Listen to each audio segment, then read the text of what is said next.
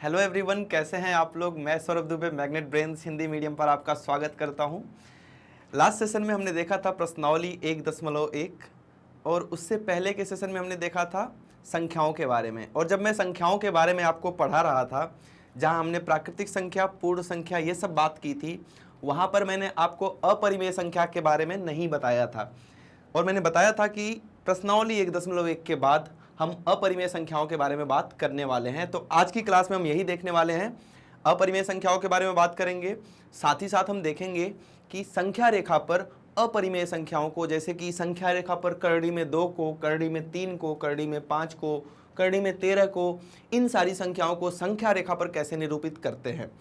इसके साथ ही साथ हम उदाहरण नंबर 3 और 4 भी देखेंगे। सेशन स्टार्ट करने से पहले एक छोटी सी इन्फॉर्मेशन देना चाहता हूं आपको। जैसा कि आपको पता है, मैग्नेट ब्रेन प्रोवाइड करता है फ्री क्वालिटी एजुकेशन, जो कि हिंदी मीडियम विद्यार्थियों के लिए 6ठी क्लास से लेकर 12वीं क्लास तक और इंग्लिश मीडियम स्टूडेंट्स के लिए केजी क्लास से लेकर 12th क्लास तक उपलब्ध है। ये वीडियोज आप यूट्यूब चैनल मैग्नेट ब्रेन्स के ऑफिशियल वेबसाइट और ऐप पर देख सकते हैं। तो आइए स्टार्ट करते हैं आज की क्लास। तो सबसे पहले परिमेय संख्याओं के बारे में तो मैंने बता ही दिया है। आज एक बार इसका भी रिवीजन होगा आपका, और साथ ही साथ आपको एक नई इंफॉर्मेशन मिलेगी किसके बारे में, अपरिमेय संख्याओं के बारे में। तो जैसा कि पहला पॉइंट मैंने बताया था आपको परिमेय संख्याओं के बारे में, कि परिमेय संख्याओं को हम P/Q के फॉर्म में, P/Q के फॉर्म में लिख सकते हैं, जहां P और Q क्या है, P और Q पूर्णांक होते हैं। क्या होते हैं? इंटीजर्स होते हैं, पूर्णांक होते हैं। और एक इंपॉर्टेंट बात थी, आपको याद होगा क्या, Q की वैल्यू 0 नहीं हो सकती है। अगर हम अपरिमेय की संख्याओं की बात करते हैं तो इसका जस्ट अपोजिट होता है, इसका उल्टा कर दो। मतलब कि अगर हम परिमेय संख्याओं को P/Q के फॉर्म में, P/Q के रूप में लिख सकते हैं, तो अपरिमेय संख्याओं को P/Q के रूप में नहीं लिखा जा सकता है, रूप में नहीं लिखा जा सकता है। इसके फॉर्म में हम नहीं लिख सकते हैं।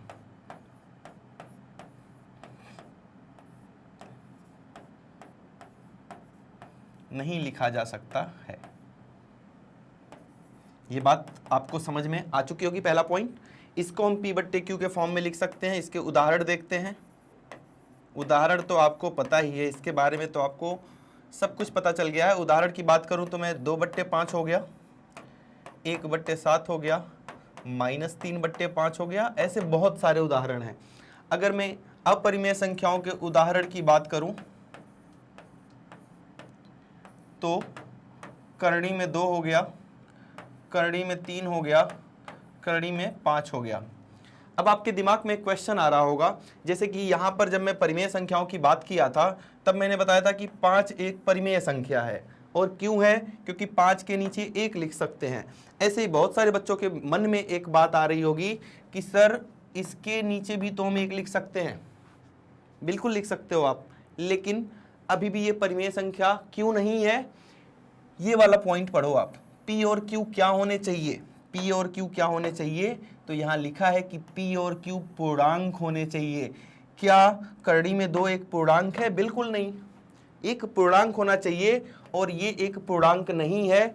इसीलिए 1 लिखने के बाद भी, √2 करड़ी में 2/1 लिखने के बाद भी ये अपरिमेय संख्या ही है, क्योंकि यहां पर P क्या है? एक पूर्णांक नहीं है। आ रही बात समझ में? तो ये डाउट आपका क्लियर हो गया होगा। ठीक है, बहुत बढ़िया। और आगे बात करेंगे। तो ये आपको पता चल गया अपरिमेय संख्याएं। इनके साथ साथ और भी कुछ अपरिमेय संख्याएं, जैसे कि पाई। पाई क्या है? पाई की वैल्यू क्या होती है? 22/7 हम लोग बोलते हैं। अब देखो यहां पर भी आपको कंफ्यूजन होती है। 22/7, 22/7 एक परिमेय संख्या है, क्योंकि हम इसको P/Q के रूप में लिख सकते हैं। लेकिन पाई क्या है? एक अपरिमेय संख्या है, क्योंकि इसकी जो वैल्यू होती है वो ऐसा कुछ होता है, 3.14 करके कुछ होता है। मुझे बहुत आगे तक की याद नहीं है, वो आप कैलकुलेटर में या कहीं भी देख सकते हैं। पाई की वैल्यू ठीक है, तो ये भी क्या है, एक अपरिमेय संख्या है। इसके बारे में हम बात करेंगे अभी, आवर्ती, शांत दशमलव, अशांत दशमलव, अनवसानी जिसको हम बोलते हैं, इन सब की बात हम अभी आगे कर रहे होंगे, तो टेंशन नहीं लेना। अभी बस आपको याद रखना है कि पाई भी क्या है, एक अपरिमेय संख्या है। ठीक है, इतनी बातें क्लियर हैं। तो बढ़ते हैं आगे, आगे बढ़ते हैं। इसका स्क्रीनशॉट लेना आपको, ले लो। ठीक है, तो अभी हम आज की क्लास में आपको एक बेसिक स्ट्रक्चर पता चल गया कि अपरिमेय संख्याएं किसको कहते हैं। अब हम देखने वाले हैं कि इन सारी संख्याओं को हम संख्या रेखा पर कैसे निरूपित करेंगे। तो इसका स्क्रीनशॉट ले लिया आपने। आइए बढ़ते हैं अगली स्लाइड पर। और सबसे पहले ये एग्जाम्पल है एनसीईआरटी का उदाहरण नंबर 3, बहुत इंपॉर्टेंट है, एग्जाम में बहुत बार आ चुका है। ये स्टार्ट करने से पहले मैं एक बार दोबारा आपको बताना चाहता हूं, क्या, पाइथागोरस थ्योरम 8वीं क्लास में पढ़े हो ना आप। पाइथागोरस कौन से चैप्टर में पढ़े हो, याद है? पाइथागोरस प्रमेय कौन सी क्लास में पढ़े हो? 8वीं क्लास में। कौन से चैप्टर में पढ़े हो? कमेंट करके बताओ, मैं भी देखता हूं आपकी याददाश्त कितनी तेज है। क्या आप पिछली क्लासेस की चीजें याद रखते हो या भूल जाते हो? मतलब 9th में आ गया तो पहले मेमोरी फॉर्मेट करो, है ना। ज़्यादा कुछ लोड नहीं लेना है, पहले मेमोरी फॉर्मेट करो, सब कुछ डिलीट करो और बस 9th का भरो। ऐसा नहीं करना हमें। हर एक इन्फॉर्मेशन आपको पढ़ाई इसीलिए कराई जा रही है कि आने वाले समय में आप या तो प्राइवेट जॉब करें, गवर्नमेंट जॉब करें, जो भी आपका एम हो, उसके पहले आपको एग्ज़ाम देना होगा। एग्ज़ाम में हो सकता है आपको मैथ्स भी आए, और मैथ्स आएगी तो ये सारी चीज़ें आएंगी। मतलब कि जो भी अभी पढ़ाई कर रहे हो, आने वाले समय में ये सारी पढ़ाई आपकी यूजफुल होने वाली है। तो कुछ भी भूलना नहीं है, प्रैक्टिस करते रहना है। एक छोटी सी और बात बताता हूँ मैं। ये तो अभी हम लोग क्या कर रहे हैं कि जैसे स्कूल में आपको एग्ज़ाम में लिखना है, उसके अनुसार मैं आपको पढ़ा रहा हूँ। मैं कुछ शॉर्ट ट्रिक्स भी बताऊँगा। शॉर्ट ट्रिक्स क्यों बताऊँगा? क्योंकि बहुविकल्पीय क्वेश्चंस भी आते हैं, MCQs भी आते हैं आपके एग्ज़ाम में। MCQs को आप शॉर्ट ट्रिक से बिल्कुल कर सकते हो। जहां आपका 3-4 मिनट खराब होता है, ऐसे ऐसे ट्रिक्स बताऊंगा मैं, 20 सेकंड 25 सेकंड में आपका आंसर आ जाएगा, है ना। तो बात की बात है। अभी हम देखते हैं पाइथागोरस प्रमेय। पाइथागोरस प्रमेय एक समकोण त्रिभुज पर लागू होता है ना। समकोण त्रिभुज के 3 पार्ट होते हैं। कौन कौन से? एक तो हो गया अपना आधार, एक हो गया अपना लंब, और एक हो गया अपना, इसको क्या बोलते हैं, कर्ण। इसको हम बेस बोलते हैं, परपेंडिकुलर बोलते हैं और हाइपोटेनस बोलते हैं। ठीक है, पाइथागोरस प्रमेय आपको याद होगी कि जो सबसे लॉन्गेस्ट साइड है, जो सबसे बड़ी भुजा है, बड़ी भुजा कौन सी है? बड़ी भुजा कौन सी होती है? हमेशा 90 अंश कोण के सामने वाली भुजा सबसे बड़ी भुजा होती है। तो जो सबसे बड़ी भुजा है, इसका वर्ग करेंगे तो बाकी दोनों भुजाओं के वर्गों के योगफल के बराबर होती है। कहने का मतलब है BC का वर्ग जमा AB का वर्ग। तो ये होती है पाइथागोरस प्रमेय। पाइथागोरस प्रमेय मैं क्यों पढ़ा रहा हूं? क्योंकि आपको करनी में 2 को नंबर लाइन पर लिखना है, तो करनी में 2 को आपको लिखना आना चाहिए। कैसे कैसे, ध्यान से समझें। अब ये ध्यान से समझें। अच्छा, 2 का अभी मैं बताऊंगा थोड़ी देर में। 2 का बताने से पहले, 2 का क्यों नहीं बता रहा हूं? क्योंकि 2 का समझना आपके लिए अभी थोड़ा सा मुश्किल लगेगा। 2 से पहले हम बात कर लेते हैं 5 की। ठीक है, अभी 2 का भी बताऊंगा, 3 का भी बताऊंगा, सबका बताऊंगा। 2 से पहले हम 5 की बात कर लेते हैं। नंबर क्या है? 5। ऐसे 2 नंबर्स अपने माइंड में सोचना है आपको। ऐसे 2 नंबर्स अपने माइंड में सोचना है आपको जिसका वर्ग करने पर 5 आ जाए। मतलब वर्ग करो और जोड़ दो तो 5 आ जाए। जैसे मैं बताता हूं पहले। एक तो नंबर हो गया 2 और एक नंबर हो गया 1। इन दोनों का वर्ग करो और जोड़ो। 2 का वर्ग कितना होता है? 4। 1 का वर्ग कितना होता है? 1। 4 जमा 1 कितना होता है? 5, है ना।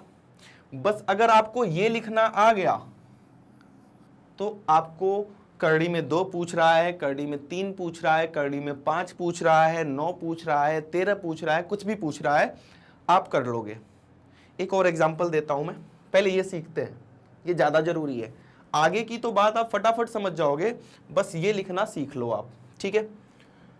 जैसे 2 की बात कर रहे थे, अब मैं 2 का बता रहा हूं। 2 कैसे, किसका किसका वर्ग का योगफल 2 आएगा, तो 1 का वर्ग कर दो और जमा 1 का वर्ग कर दो, 1 का वर्ग 1 और 1 का वर्ग 1, 1 धन 1 2, ठीक है।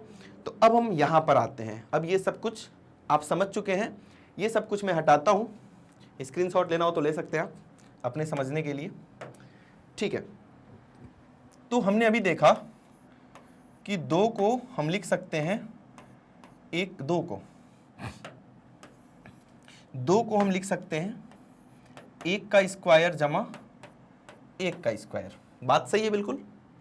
अब आइए नंबर लाइन पर, अब आइए आप कहां पर, नंबर लाइन पर, ठीक है। अभी पता चलेगा, पाइथागोरस जो बताया था अभी पता चलेगा, ठीक है। अभी उससे रिलेट कराऊंगा मैं, टेंशन नहीं लेने का। नंबर लाइन पर ये है अपना 0, ज्योमेट्री बॉक्स और कॉपी पेन जल्दी से निकाल लें आप, मेरे साथ ही बनाएंगे तभी समझ में आएगा, देख के नहीं समझ में आएगा, देखो और साथ में बनाओ, है ना। तो चलो, ये है 0, ये है अपना 0। अब क्या करना है आपको, ये देखो यहां पे क्या लिखा है 1 और यहां भी क्या लिखा है 1, तो 0 से लेके 1 तक जाना है, मतलब 1 का काम हो चुका है। ये जो 1 लिखा है वो हमने मार्क कर लिया, जो 1 लिखा है ये वाला, इसका काम हो चुका है। अब कौन सा बचा है, ये वाला, ठीक है। अब जो 1 ये आपने मार्क किया है, अभी इस पर आपको एक लंब खींचना है, परपेंडिकुलर ड्रॉ करना है। कैसे करते हैं, यहां पर अपना कंपास रखेंगे, लंगड़ा प्रकार यहां पर रखेंगे और पेंसिल से एक अर्धवृत्त बनाएंगे, बन जाएगा इतना। लंगड़ा प्रकार यहां रखेंगे और एक अर्धवृत्त बनाएंगे। अब थोड़ा सा चाप बढ़ा लेंगे, लंगड़ा प्रकार यहां रखेंगे, एक कट ऐसे लगाएंगे, फिर लंगड़ा प्रकार यहां रखेंगे, दूसरा कट ऐसे लगाएंगे। फिर से बता रहा हूं, ध्यान से सुने। पहले यहां पर लंगड़ा प्रकार रखना है, कहां पर, जहां पर आपने 1 मार्क किया था, यहां से आपको एक अर्धवृत्त बना लेना है। अर्धवृत्त बनाने के बाद एक बार यहां से एक कट लगा देना और एक बार यहां से एक कट लगा देना है। ये कट लगाने के बाद इस पॉइंट को इस पॉइंट से ज्वाइन कर देना है। कैसे, ऐसे एक सीधी रेखा आपको खींच देनी है। इतनी बात क्लियर हो गई। अब ये जो दूसरा वाला पॉइंट था अपना, ये वाला जो 1 था, इसका काम करेंगे। आपको क्या करना है, लंगड़ा प्रकार में ऐसे स्केल रखना, ये अपनी स्केल है, स्केल पर यहाँ 0 होता है और थोड़ी दूर पर 1 होता है। लंगड़ा प्रकार यहाँ पे रखना है, पेंसिल यहाँ पर, मतलब 1 सेंटीमीटर का, 1 इकाई का आपको चाप लेना है और यहाँ पर वही वाला, ये वाला जो चाप लिया आपने 1 इकाई का, वही चाप, मतलब ये भी 1 है, ये भी 1 है, यहाँ पे रख के आपको कट लगा देना है। आ रही बात समझ में? मतलब इसको भी 1 बनाना था, ये तो आसान था, नंबर लाइन पर 1 इकाई का चाप लेना बहुत आसान था। और जो हमने परपेंडिकुलर ड्रॉ किया है वहां पर भी हमें, क्योंकि यहाँ भी 1 लिखा है, तो ये वाला भी हमारा 1 इकाई का होना चाहिए, ये वाला भी 1 इकाई का होना चाहिए। इसको हमने पॉइंट बोल दिया A, इसको बोल दिया, इस पॉइंट को बोल दिया B। अब हमें इसको बोल दिया O, जहां 0 लिखा था उसको क्या बोल दिया O। O को B से मिला दीजिए, मिला दिया। अब जो है आपका लंगड़ा प्रकार, कंपास जो है यहां होना चाहिए, पेंसिल यहां होनी चाहिए। देखिए ध्यान से, लंगड़ा प्रकार यहां होना चाहिए, पेंसिल यहां होनी चाहिए, और आपको ऐसे करके एक, मैं पेंसिल से बना देता हूं, इससे बन नहीं रहा है, ध्यान से देखिए। यहां पे लंगड़ा प्रकार यहां होनी चाहिए, मैं कलर दूसरा ले लेता हूं जिससे आपको समझ में आए। लंगड़ा प्रकार आपका यहां होना चाहिए, पेंसिल यहां होनी चाहिए, और पेंसिल ऐसे ऐसे चलती चली जाएगी, है ना, ऐसे करके ऐसे घुमा देना है, एक चाप बना देना है। अब मैं अभी थोड़ी देर पहले, अच्छा यही आपका जो ये पॉइंट है C, OC जो है यहाँ से लेके यहाँ तक, यही दूरी आपकी कितनी हो गई, करड़ी में 2।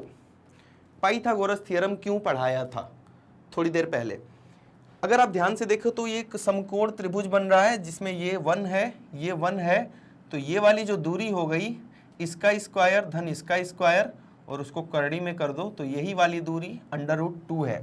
और इसी दूरी को हमने ऐसे चाप लगा के जितना बड़ा ये था उतना ही बड़ा ये वाला है। ठीक है, इसको एक बार जल्दी से रिवाइज करते हैं फटाफट, क्योंकि यहाँ पे मैं समझा रहा था, बहुत सारी बातें बताया। इसी सेम कॉन्सेप्ट को जल्दी से यहाँ पर रिवाइज करते हैं। ध्यान से देखें आप। सबसे पहले क्या किया था सर ने? सबसे पहले एक सीधी लाइन संख्या रेखा खींचा था, 0 मार्क किया था, यहाँ पर 1 दिखा था, पहला वाला 1, तो यहाँ पे 1 बना लिया था। ठीक है, इस पॉइंट को हमने O बोल दिया था। इस O नहीं लिखता हूँ क्योंकि 0 और O आप कंफ्यूज हो जाओगे ना, दोनों एक जैसे दिख रहे हैं। इस पॉइंट को मैंने A बोल दिया, इस पॉइंट को मैंने B बोल दिया। ठीक है, अब ये जो B पॉइंट है यहाँ पर हमने एक लंब खींचा था। कैसे लंब खींचा था? यहाँ पर आपको लंगड़ा प्रकार रखना है, यहाँ पे पेंसिल से, बहुत आसान है। फिर यहाँ पर लंगड़ा प्रकार रखना है, एक चाप ऐसे लगाना है, यहाँ पर लंगड़ा प्रकार रखना है, दूसरा चाप ऐसे लगाना है। इस पॉइंट को इस पॉइंट से मिला देना है, ऐसे एक रेखा बन जाएगी। अब यहाँ पे जो लिखा है, यहाँ पर भी 1 लिखा है, तो हम क्या करेंगे, ये जो लंब खींचा है यहाँ से लेके 1 इकाई, जितनी दूरी ये है उतनी ही दूरी का एक चाप बना लेंगे, क्योंकि यहाँ भी 1 है, यहाँ भी 1 है। अगर यहाँ 2 होता तो हम 2 इकाई पर कट कर सकते, अगर यहाँ पर 3 लिखा होता तो हम 3 इकाई पर कट करते। अब इस O को इस C से मिला दो, और ये जो AC दूरी है यही कितना है, करनी में 2। लेकिन हमें तो संख्या रेखा पर बनानी है, तो ये लेंथ आप अपने लंगड़ा प्रकार में मेजर करो। इसका माप लेकर आपको क्या करना है, ऐसे ऐसे ऐसे ऐसे करके चाप लगा देना है। जहाँ पर भी ये आएगा कट करेगा उसको C बोल दो, और जो AC दूरी है वही कितनी है हमारी, करनी में 2। A से लेके, मतलब यहाँ से लेके यहाँ तक की जो दूरी है यही दूरी कितनी है, करनी में 2। अगर अभी भी बहुत सारे लोगों को समझ में आ चुका होगा, 2 बार मैंने बता दिया, अभी 2-3 बार और बताऊंगा। टेंशन नहीं लेना है, कोशिश करनी है। होता क्या है, बहुत सारे बच्चों की मैथ्स अच्छी होती है और कुछ बच्चों का दूसरा सब्जेक्ट अच्छा होता है, मैथ्स नहीं अच्छी होती है। अच्छी क्यों नहीं होती? क्योंकि बचपन से ही आप अपने माइंड में कॉन्सेप्ट बना लेते हो कि मेरी मैथ कमज़ोर है, मेरी मैथ कमज़ोर है। ऐसा बिल्कुल नहीं है। कोशिश करो, 1 बार नहीं आया, 2 बार नहीं आया, अभी मैं बता रहा हूँ ना, जब मैं नहीं थक रहा हूँ तो आपको भी नहीं थकना है। कोशिश करो मेरे साथ। आओ बढ़ते हैं, इसका एक स्क्रीनशॉट ले लो आप। तो ये समझ में आ चुका होगा आपको। अब हम देखते हैं करड़ी में 5 को कैसे निरूपित करते हैं संख्या रेखा पर। करड़ी में 3 को, ये जो करड़ी में 3 वाला है क्वेश्चन, इसको मैं अभी बताऊंगा। सबसे पहले मैं करड़ी में 5 को बताऊंगा। मैं उसी हिसाब से बता रहा हूं जिससे कि आपको बेहतर समझ में आए। ठीक है, तो अभी हम सीखने वाले हैं करड़ी में 5 को संख्या रेखा पर निरूपित करना।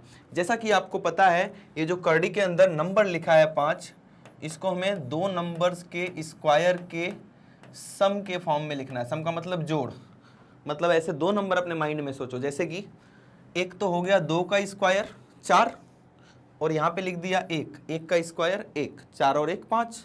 सिंपल सी बात है, तो इतना आपको सोचना पड़ेगा। और अगर आपने ये सोच लिया तो बाकी कहानी वही है जो अभी हम कर रहे थे। क्या करना है, एक संख्या रेखा बनाना है। ये मैंने एक संख्या रेखा बना दिया। ठीक है, अब यहां पर 0 ले लिया। पहला नंबर क्या है, 2।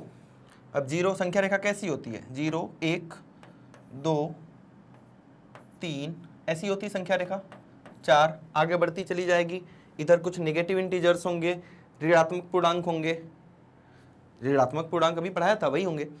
ठीक है, तो पहला नंबर है 2। हमें क्या करना है, 0 से लेके 2 इकाई ले लेना है।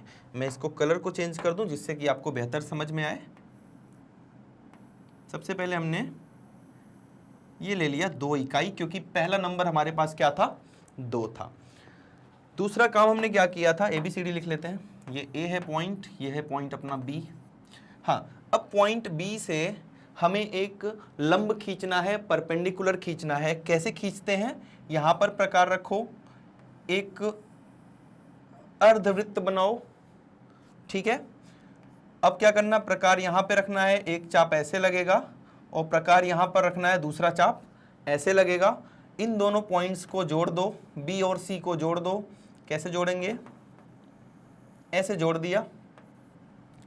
अब आता है नंबर किसका? दूसरे वाले नंबर का, जो लिखा है 1। 2 का काम तो हो गया, हमने रेड कलर से 2 ले लिया, 2 इकाई।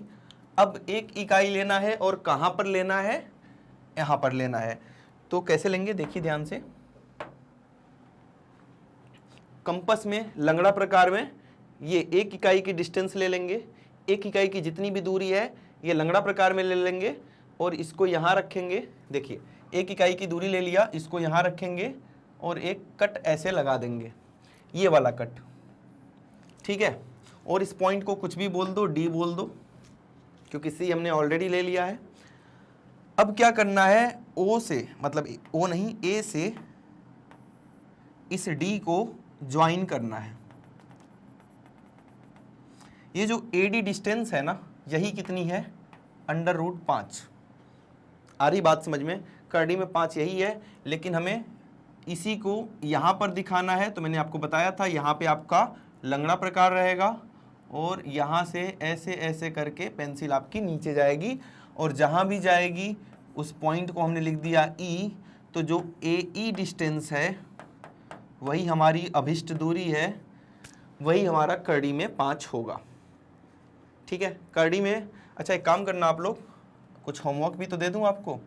करड़ी में 2 1.414, करड़ी में 3 1.732, करड़ी में 5 कितना होता है? 2.236। ये 3 मान आपको याद रखना है, जिससे कि आपकी कैलकुलेशन और अच्छी हो जाए, ठीक है। आने वाले क्लासेज में इनका यूज होगा। ये समझ में आ गया कि कैसे बनाया। अब हम देखते हैं बहुत इंपॉर्टेंट क्वेश्चन, जो इससे जस्ट पहले था, √3 करड़ी में 3। करड़ी में 3 थोड़ा सा ट्रिकी होता है, इसीलिए बहुत ध्यान से देखना। ये तो इजी था। करड़ी में 2 भी बहुत आसान था, क्योंकि वहां पे 1 और 1 था। करड़ी में 5 भी बहुत आसान था, क्योंकि यहाँ पे 2 और 1 था। करड़ी में 3 कैसे करेंगे? करड़ी में 3 की बात कर लेते हैं। इसका अगर स्क्रीनशॉट लेना हो तो ले सकते हैं आप। देखिए करड़ी में 3, वास्तविक संख्या रेखा पर करड़ी में 3 का मान निरूपित कीजिए, ठीक है। वास्तविक संख्या रेखा क्यों बोला भाई? संख्या रेखा क्यों नहीं बोला? आज तक तो हमने संख्या रेखा पढ़ा था, आज ये वास्तविक संख्या रेखा क्यों बोल रहा है? मैं थोड़ा सा बता देता हूं इसके बारे में। एग्जाम में नहीं आएगा, लेकिन वही है ना कि बस एग्जाम के लिए नहीं अपन पढ़ रहे हैं, हमें नॉलेज भी तो होना चाहिए। हर एक चीज के बारे में ज्ञान होना चाहिए ना, जो यहाँ पे लिखा है उसके बारे में आपको आइडिया होना चाहिए। आपकी किताब में लिखा हुआ है। देखिए इसको हम पहले संख्या रेखा बोलते थे, अभी भी संख्या रेखा बोलते हैं, लेकिन वास्तविक इसलिए बोलते हैं क्योंकि ये एक ऐसी संख्या रेखा है जिसमें हम परिमेय संख्याओं को भी निरूपित कर सकते हैं ना। आप 7th क्लास में इस पे फ्रैक्शन, मतलब भिन्न को निरूपित करना, दशमलव को निरूपित करना, हर एक परिमेय संख्या को निरूपित कर सकते हैं। आज हमने देखा कि परिमेय संख्या के साथ साथ इस पर हम अपरिमेय संख्याएं भी निरूपित कर सकते हैं। ये सबकी सब अपरिमेय संख्याएं हैं जो आज मैं पढ़ा रहा हूं। तो परिमेय और अपरिमेय संख्याओं के संग्रह को ही हम क्या बोलते हैं? वास्तविक संख्या। इसीलिए इस रेखा का नाम संख्या रेखा से बदल के क्या बोलना चाहिए हमें? वास्तविक संख्या रेखा, ठीक है। तो आइए देखते हैं करड़ी में 3। अब करड़ी में 3 की प्रॉब्लम पता है क्या है? ये जो 3 लिखा है ना, अब 3 जो लिखा है ये किसके किसके स्क्वायर के योगफल के बराबर है? किसका किसका वर्ग करें और उन वर्गों का योग करें कि 3 आ जाए। अगर आपने 1 1 लिया तो 2 आएगा, हमें 3 चाहिए। अगर आपने 1 और 2 लिया, 1 और 2 लिया तो कितना आएगा? 5 आ जाएगा, क्योंकि 1 का स्क्वायर 1, 2 का स्क्वायर 4, आ गया 5। 3 कैसे मिलेगा? एक जगह तो चलो 1 ले लेते हैं, एक जगह क्या ले लिया? 1 ले लिया, ठीक है। इतना 1 का स्क्वायर क्या होता है? 1 का स्क्वायर भी 1 का वर्ग कितना होता है? 1 होता है। यहाँ पे क्या लेना है? कमी किस चीज़ की है? 1 तो मिल गया, हमें चाहिए 2, तभी तो 2 + 1 3 के बराबर होगा। हमें चाहिए 2 अब किसका वर्ग करने पे 2 प्राप्त होगा? जैसे मैं आपसे अगर क्वेश्चन पूछूं कि किसका वर्ग करने पे 4 मिलेगा, तो आप फटाक से बताएंगे कि सर 2 का वर्ग कर दो 4 मिल जाएगा। मैं पूछ रहा हूं किसका वर्ग करने पर 2 मिलेगा, तो आप जान लीजिए कि करड़ी में 2 का वर्ग करने पर क्या मिलेगा हमें? 2। कोई भी संख्या अगर करड़ी में है, कोई भी संख्या, मान लो संख्या n है, कुछ भी हो सकता है n, 1 2 3 4 5 6 10 20 30 40 50 कुछ भी हो सकता है। इसका अगर हम वर्ग कर देंगे तो जो अंदर संख्या रखी हुई है वही संख्या हमें प्राप्त हो जाती है। बात आ गई समझ में? तो एक संख्या हमारा करड़ी में 2 हो गया, करड़ी में 2 का वर्ग 2 होता है। एक संख्या हमारा 1 हो गया, 1 का वर्ग 1 ही होता है। क्लियर है इतनी बात? ठीक है। अब दिक्कत कहां पर आएगी, आइए हम बनाते हैं साथ। अच्छा, साथ साथ आपको भी बनाना है, तभी समझ में आएगा। सबसे पहले हमें बनाना पड़ेगा करड़ी में 2। करड़ी में 2 कैसे बनता है ये तो आपको पता ही है, करड़ी में 2 बनाना तो आता है। सबसे पहला क्वेश्चन वही बताया था मैंने, तो मैं जल्दी से करड़ी में 2 बना देता हूं। देखिए यहाँ पर हो गया 0, ये हो गया 1, ये हो गया 2। करड़ी में 2 के लिए हमें क्या क्या चाहिए था? 1 का स्क्वायर और 1 का स्क्वायर। करड़ी में 2 बनाना है सबसे पहले, यहाँ पर हम बाद में आएंगे, सबसे पहले हम 2 पे आते हैं। तो ये 1 हो गया, सर इसका काम हो चुका है, इसके बारे में देखते हैं। यहाँ पर एक लंब खींच दिया, लंब खींचना अब तो आ गया होगा आपको, और यहाँ पर भी 1 यूनिट मार्क कर दिया है ना। ये 1 यूनिट ज़्यादा ऊपर बना दिया मैंने, कोई बात नहीं। यहाँ पर भी 1 यूनिट मार्क कर दिया, ठीक है। और इसको हमने यहाँ पर ऐसे ऐसे मिला दिया, यहाँ पर आ गया, और ये हो गया हमारा करड़ी में 2। इस पॉइंट्स का नाम लिख लेते हैं A B C D। तो यहाँ जो आपको AD दिख रहा है वो कितना है? करड़ी में 2। इतनी बातें क्लियर हैं? करड़ी में 2 सबको बनाना आता है। अब ध्यान से सुनिए, अब ध्यान से सुनिए, करड़ी में 2 को मैं ग्रीन कलर से मार्क कर रहा हूं। करड़ी में 2 को मैं ग्रीन कलर से मार्क कर रहा हूं,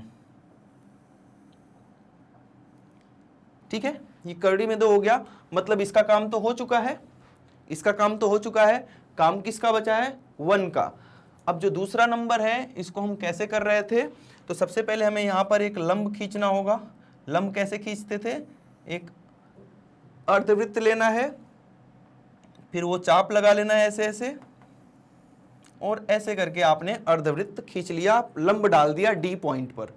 बिंदु डी पर एक लंब बनाया, और वो लंब की लंबाई कितनी होनी चाहिए? 1 इकाई। तो यहां से 1 इकाई का हमने क्या कर दिया? कट लगा दिया। अब इनको मिलाना है। हाँ, इस कलर से मिलाते हैं जिससे आपको दिख जाए। ये हो गया अपना पॉइंट E। ध्यान से समझिए, √2 करड़ी में 2 ये हो गया, इसका काम हो गया था। फिर यहां पर हमने एक लंब बनाया और 1 यूनिट का मार्क लगा दिया और A को E से मिला दिया। अब क्या करना है आपको पता होना चाहिए। यहां पर अपना कंपास रखना है और ऐसे ऐसे करके कट लगाएंगे, और जहां भी ये आएगा इस पॉइंट को हम लिखेंगे AF, ठीक है। और जो AF दूरी होगी वही कितनी हो जाएगी? करड़ी में 3। इसका स्क्रीनशॉट लें आप। तो ठीक है, आपने स्क्रीनशॉट ले लिया होगा। तो देखते हैं एक और क्वेश्चन, एक आखिरी क्वेश्चन देखते हैं, और उसके बाद हम सेशन को कंप्लीट कर रहे होंगे।